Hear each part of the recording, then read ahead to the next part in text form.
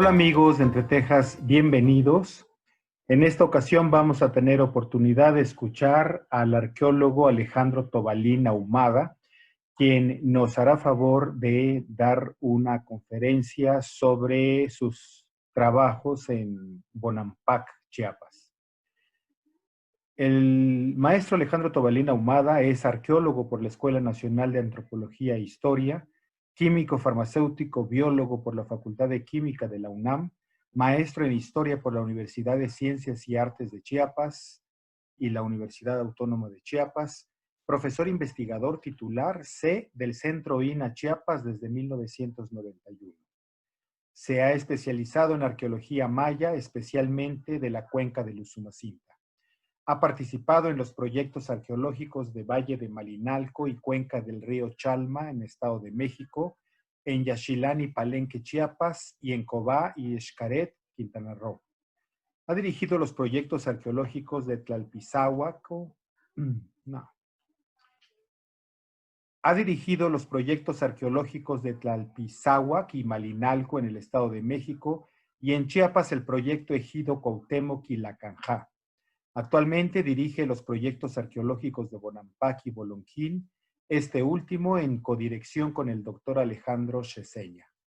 Ha participado en múltiples congresos y reuniones científicas nacionales e internacionales y ha publicado 2 libros, 5 capítulos de libro y 50 artículos científicos y de difusión. Bienvenido, arqueólogo Alejandro Tobalín. Adelante, lo escuchamos. Buenos días a todos. Pues tengo el gusto de agradecer la invitación para Editorial Entre Tejas para darles una plática arqueológica, un tema arqueológico, que en este momento yo preferí hablar sobre un aspecto del trabajo que realizamos los arqueólogos en el Instituto Nacional de Antropología e Historia. Que evidentemente una parte importante es la investigación, pero otra es la conservación de los bienes arqueológicos, del patrimonio arqueológico. Y cómo se realizan los trabajos para tenerlos adecuadamente en buen estado de conservación, pues este es un ejemplo. Vamos a hablar sobre el edificio de las pinturas de Bonampak, que en diferentes momentos hemos tenido que darles algún tipo de tratamiento de conservación, de restauración, por diversos eventos de tipo natural, como un temblor. En el año de 2005 se suscitó un temblor de magnitud de 4.2, que no es mucho para lo que solemos estar acostumbrados las áreas más sísmicas de todo el país. Chiapas, pues lo vivimos continuamente a nivel de la costa, lo sentimos en Tuxtla, en San Cristóbal, etcétera. O sea, 4.2 pues, no nos quita el sueño, pero en las áreas que son poco sísmicas, como es la zona lacandona, de la selva lacandona, principalmente pues, todo el área donde se encuentra Bonampak, Yaxchilán, entre otros sitios arqueológicos, pues tuvimos un sismo con epicentro muy cercanamente a la cabecera del municipio de Benemérito de las Américas. Está a unos 60 kilómetros hacia el sureste de Bonampak, de esos temblores poco comunes, pero que a lo largo de la historia se han suscitado. Entonces hubo que intervenir el edificio para garantizar su conservación. Entonces les voy a relatar más o menos los trabajos que tuvimos que realizar, tanto por el fenómeno del sismo como por la necesidad que el edificio requería de ser restaurado por el exterior. Las partes de las cornisas, las partes altas de los muros, que no habían sido consolidados desde el descubrimiento, por llamarlo entre comillas, al mundo occidental en 1946, y el techo, la cubierta del propio edificio, que tampoco se había excavado. había sido someramente revisado en 1960 por el arqueólogo Raúl Pavón Abreu, pero él no hizo ningún trabajo de liberación, o sea, de retiro de escombros, y menos de consolidación. Así que vamos a presentarles este tipo de trabajos para que sea del conocimiento del público que nos va a estar viendo y escuchando, cómo se puede estar manteniendo en un buen estado de conservación estos monumentos, que además son emblemáticos, ¿no? El edificio de las Pinturas de Bonampak, como bien es sabido, con sus grandes murales al interior de sus 3 cuartos, pues es un evento único hoy por hoy de conservación en todo el área maya, no nada más el área maya que corresponde a México, sino también en Centroamérica. Así que pasemos a presentarles esta plática. Bueno, ahora, el edificio de las Pinturas de Bonampak pues, se encuentra en la que denominamos la Acrópolis, que esta imagen de inicio de la plática pues nos está mostrando con su techo de protección de lámina. Aquí lo voy a señalar con el cursor de la computadora, el edificio de las Pinturas, un edificio de características muy parecidas al estilo que se llevaba a cabo de construcción en Yaxchilán en la misma época. Estamos hablando en el transcurso del siglo VIII. El último gobernante conocido de Bonampak, Chamuán II, que gobierna a partir del año 776 de nuestra era hasta aproximadamente el año 800, que se concluye toda actividad epigráfica, levantamiento de monumentos, arquitectónica en Bonampak, y obviamente en la región también, es cuando decaen los asentamientos mayas del clásico tardío en las tierras bajas. Entonces, él le da el aspecto final que tiene el edificio en su interior, o sea, los murales. Es muy seguro de que el edificio fue construido poco tiempo previo a que él toma el poder, y él manda hacer todo un proyecto pictórico, así que la Capilla Sixtina de Mesoamérica, como también se le ha definido en diversas épocas modernas en México. Bien, vemos que la ubicación de Bonampak en la selva lacandona es una área muy lluviosa, que desafortunadamente en los últimos años con el calentamiento global también se ha observado épocas de sequías muy fuertes, que se ha ido tomando lecturas en el interior de los cuartos con temperatura y humedad relativa para tener una conciencia de cómo esto puede perjudicar o no a los murales. No es el tema los murales, nada más voy a comentar que tienen una capa de carbonato de calcio cubriendo la superficie pictórica.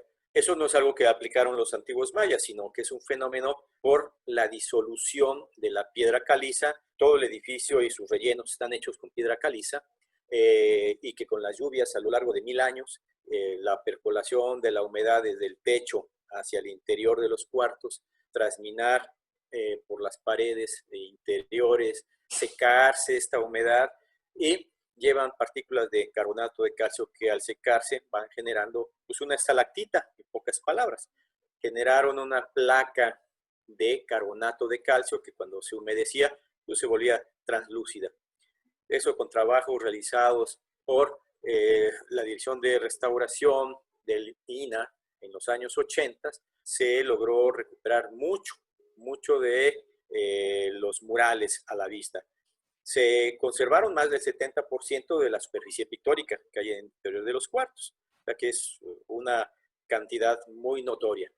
Y ya en años más recientes, el año 2005 en adelante, se ha llevado otro programa de la Coordinación de Protección del Patrimonio Cultural del INAH también, con restauradores a cargo de Aide Orea, que veremos algunas fotografías ya hacia el final de la presentación de cómo se ha ido rescatando la visión de los murales. Todo como parte de este programa muy general de conservación de este edificio. Bueno, como podemos ver, el edificio tiene unos 16 metros de longitud por unos 4 de ancho y casi 5 de altura.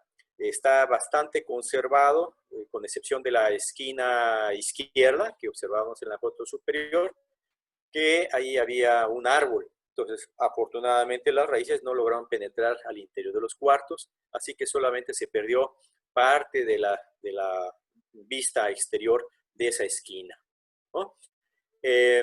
Tienen 3 entradas, como ya comenté, y en la parte superior del edificio, lo que llamamos el friso, que es este sector, hay 3 nichos.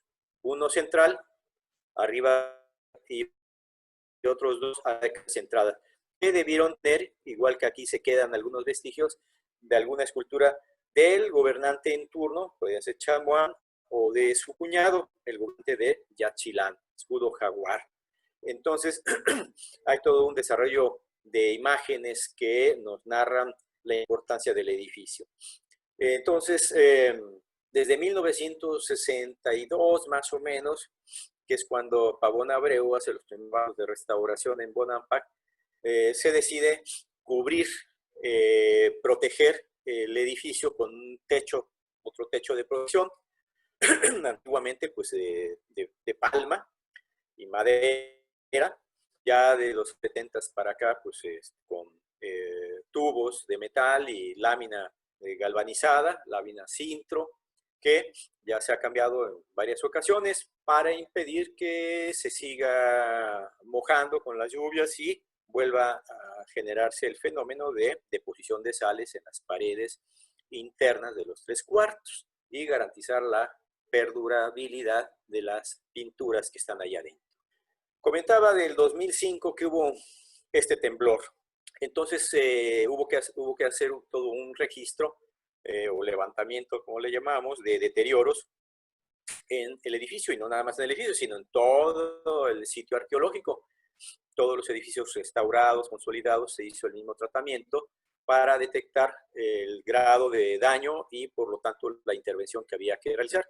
Vemos aquí en los dibujos del lado izquierdo, arriba a la izquierda, están marcados en líneas moradas las grietas que se percibían al exterior del edificio, ¿no?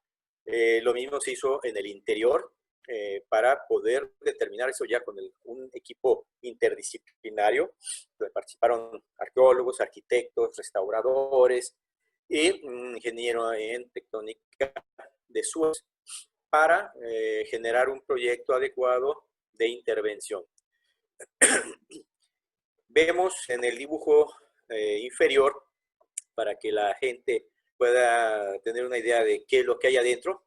Esta parte de abajo es planta, si vemos de arriba hacia abajo, y observamos los 3 cuartos que mencioné, el cuarto número 1, el de la izquierda, el 2, o central, y el 3, el del lado derecho. Hay una banqueta, el cuarto está ocupado casi en su totalidad por una banqueta, que todo esto que está aquí señalado es lo que ocupa la banqueta. Igualmente en este cuarto y en el cuarto número 1. Aquí también vemos en gris una especie de canal, ¿no?, que atraviesa los muros divisorios entre los 3 cuartos, ¿no?, conectándolos entre sí, que es una excavación que realizó el arqueólogo Raúl Pavón Abreu en los años 60, entre el 60 y 64, que él trabajó ahí, para, él pensaba que parte de la humedad que ascendía del subsuelo, el subsuelo es un relleno de piedra.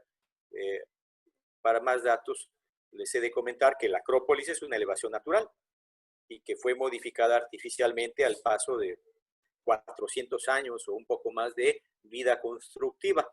Entonces hay zonas donde fue raspada la montaña para generar terrazas, o en otros momentos fueron rellenados sectores para generar terrazas totalmente artificiales. El edificio de las pinturas está en una terraza artificial, tiene un relleno de piedra, pues aproximadamente no se tiene un pozo hecho en los alrededores, pero al menos deben tener cerca de 6 metros de profundidad. Y hay diferentes etapas constructivas más abajo, ¿no? Nosotros hemos detectado por lo pronto hasta 3 etapas constructivas de diferentes épocas, diferentes momentos previos en que fue creciendo la Acrópolis, hasta generar la terraza donde actualmente pues ya observamos el edificio. Bien, este relleno, a su vez, como hay corrientes de agua que van bajando por toda la elevación de esta loma, ¿no? Artificialmente modificada, entonces hay momentos de lluvias fuertes que hay mucha humedad y la humedad también pues empieza a subir como en cualquier casa, por las paredes. Entonces el arqueólogo Raúl Pavón hizo un análisis y consideró que podía evitar que parte de esa agua subiera por los muros, se secara también generando la deposición de las sales de carbonato. Por lo que esto vacía toda esta zona gris que vemos aquí, en los 3/4, decidió vaciar en toda la parte perimetral de cada una de las banquetas el relleno hasta el nivel del piso que vemos aquí en esta foto, que es este, o aquí en la foto inferior, que es este, el nivel. De tal manera que quedó un gran hueco y él pretendía en aquellas épocas colocar un sistema de temperatura y humedad controladas, lo cual pues, era lo indicado para garantizar la conservación de un monumento de estas características, pero irrealizable por lo complicado que era en esa época llegar hasta Bonampak. Todavía hasta 1998, en que se pavimenta la carretera fronteriza, se pudo conectar de una manera más eficiente Bonampak y poco más adelante Yaxchilán a través de la población de frontera Corozal con una carretera pavimentada. De tal manera que el recorrido que se solía hacer en esas épocas previas a la carretera pavimentada entre Palenque y Bonampak, o Tenosique y Bonampak, las ciudades más grandes con servicios para obtener lo necesario para los trabajos de restauración o de investigación en estos lugares. Eran 6 horas, 8 horas, si era la época de lluvias, pues eran 8 o un poquito más, porque era una terracería, era largo el camino. Y pues como muchos sabrán, recordarán, nuestro estado, había una gran actividad aérea, ¿no? Mucho del transporte se realizaba a través de avionetas, esas Cessnas, y mucho del visitante que en aquella época de los 60 pues llegaban al año 20 personas, ¿no? Y la mayor parte eran avioneta. Cuando a mí me toca tomar en mis manos el proyecto en 1993, pues entre el 93 y el 98, que no era más que la terracería, pues llegaban alrededor de 300 personas al año. Ya con la pavimentación y el arreglo de 8 puentes que se requerían, había 8 arroyos para ingresar hasta la zona arqueológica, pues el recorrido pues hacía prácticamente en 2 horas, hora y media. Era una gran felicidad para nosotros la primera ocasión que pudimos recorrer el camino en 2 horas para ir a hacer nuestras compras, víveres, gasolina, cal, etcétera. Bueno, ahora como sucede en muchas carreteras está lleno de baches, perdón, no, de baches invertidos, de topes, ¿no? Hay una gran cantidad que hace un poco lento el transporte, pero en 2 horas, 2 horas y media se hace uno este camino. Entonces, en aquella época de los 60, garantizar electricidad era a través de una máquina diésel, un generador eléctrico diésel, de aquellos que habían en esa época, generalmente se usaban en barcos, ¿no? Eran grandotes, pesaban alrededor de unos 600 kilos, 500 kilos.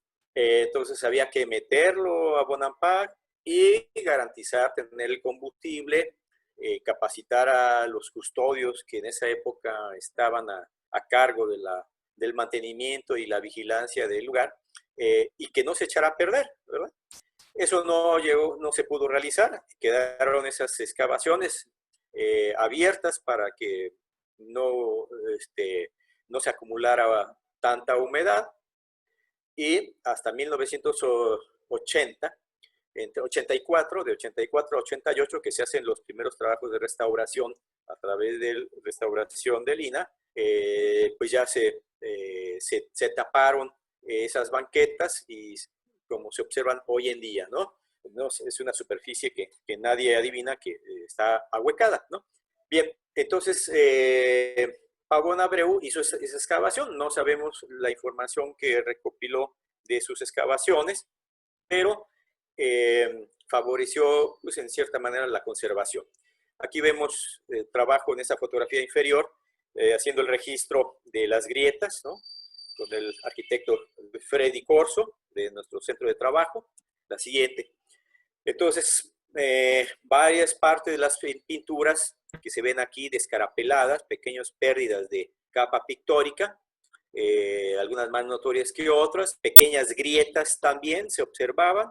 Aquí se ve, afortunadamente, dentro de los males el menor, muchas de las áreas que se dañaron son aquellas que ya habían sido dañadas previamente, seguramente por otros tantos sismos, de los cuales pues, no hay registro porque pudieron haberse llevado a cabo a lo largo de los últimos 1000 años, ¿no? Entonces volvieron a trabajar las mismas grietas y la pérdida de capa pictórica en muchos de los casos, en esta ocasión fácilmente cerca del 80% de estas pérdidas, de estas se perdió la capa pictórica, son de la restauración, no es pintura original. Entonces, bueno, de los males el menor. Ya los compañeros de restauración se dedicaron a hacer este trabajo meticuloso para subsanar las grietas y volver a recuperar una capa pictórica que se señala de una manera particular para que sea identificada como diferente a la original. Esto es, se hacen unas pequeñas líneas en estas partes que se recuperan, que es un ashurado, que nos está diciendo que es una parte reconstruida, ¿no? Aquí vemos otras partes de los daños, ya siguiendo los compañeros restauradores, las grietas que venían en los muros se toparon ya al nivel de la banqueta interna de cada uno de los 3/4 y desmantelaron los pequeños muretes que estaban pegados de la banqueta a los muros de las 3 paredes con pintura mural. Intentando seguir el origen, encontrar las grietas. Vemos aquí arriba a la izquierda, aquí esta grieta ya está restaurada, ¿no? Y aquí sigue la grieta.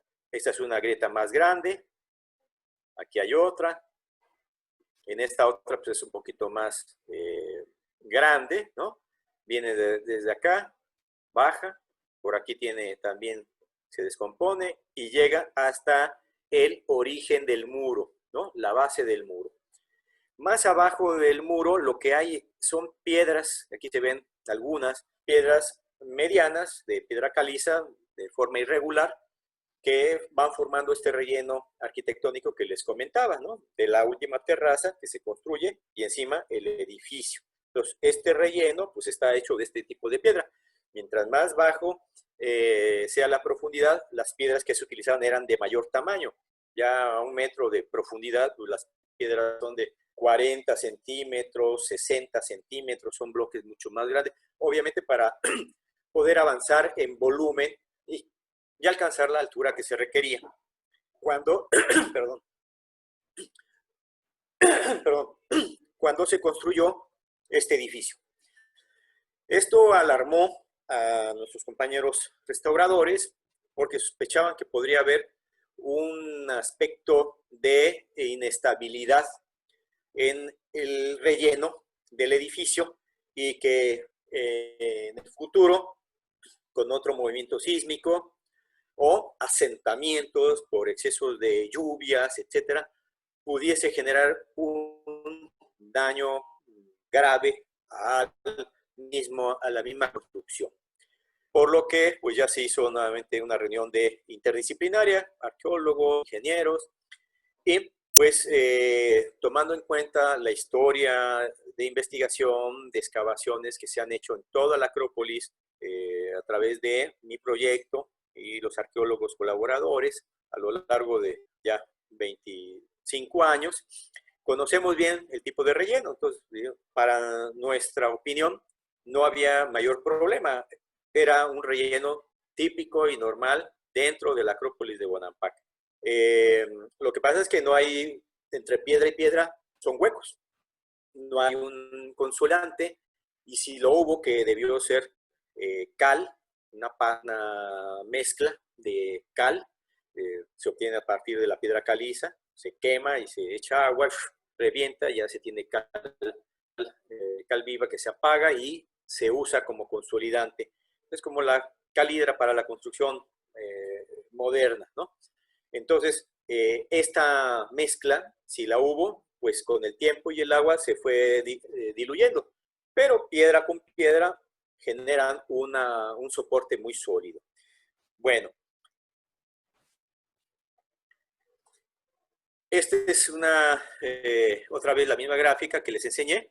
Aquí se ve, abajo a la derecha, un corte. Imaginemos que cortamos aquí, en esta parte, el muro divisorio y parte de la banqueta. Esta es la banqueta y este es el muro que ya tiene pintura mural a partir de este punto hacia arriba. Entonces tenía recargado un pequeño murete y unas tapas que se hicieron de cemento en el año 88 para tapar totalmente la banqueta. Entonces, esta es la excavación que veíamos en las fotografías. Se ve, aquí termina el muro y empieza un relleno de piedras. Primero pequeñitas y conforme se baja son piedras un poco más grandes, ¿no? Bueno, aquí vemos unas fotos de esos mismos tipos de espacios. El arranque del muro divisorio, que es este, aquí empieza el muro.